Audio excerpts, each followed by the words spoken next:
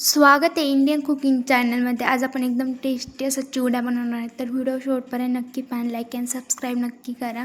तर आपण या ठिकाणी चिरून घेतले कोथिंबीर, मिरच्या, कढीपत्ता आणि 5-6 कांदा लसूण घेतलेला आणि एकदम व्हाईट करायचं नाही लसूण. अशा प्रकारे आपण बारीक पण करून घ्यायचं आहे.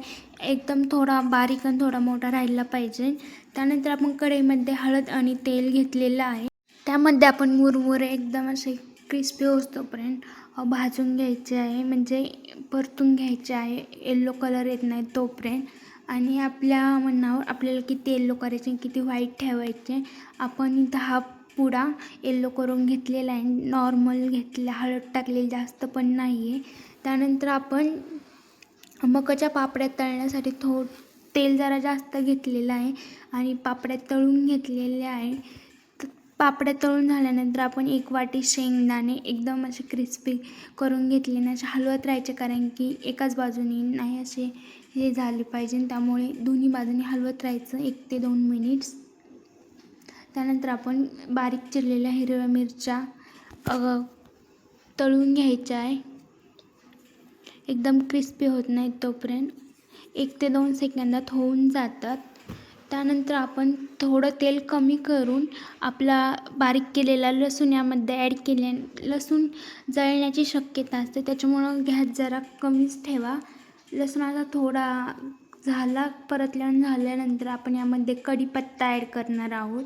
आणि कढीपत्ता एकदम कडक होत नाही तोपर्यंत आपण त्याला असं मिक्स करायचं आहे. आणि गॅस स्लो ठेवा, जळण्याची शक्यता कमी असते मग. त्यानंतर आपण इथे 1 ते 2 चम्मच मटन मसाला ॲड केलेला आहे आणि हळद टाकलेले 1 चम्मच. आणि आपण घरचा मसाला किंवा मिरची पावडर पण यामध्ये ॲड करू शकतो. काश्मीरी लाल मिरच ॲड केली तर खूप बेस्ट राहील. आणि मीठ चवीनुसार आपण मीठ टाकून घेणार आहोत.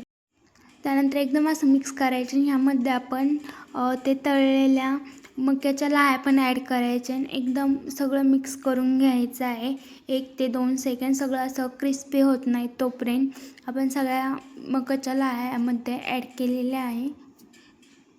या ठिकाणी आपली कढई जरा बारीक पडलेली आहे, तर काय प्रॉब्लेम नाही, होतं व्यवस्थित झाले. पाहू शकता सगळा मसाला मिक्स झालेला आहे व्यवस्थित. त्यानंतर आपण एक मोठं भांडं घ्यायचे आणि त्यामध्ये लाह्या आणि हे आपण मसाला बनवले आहेत तर त्यामध्ये मिक्स करायचं आहे.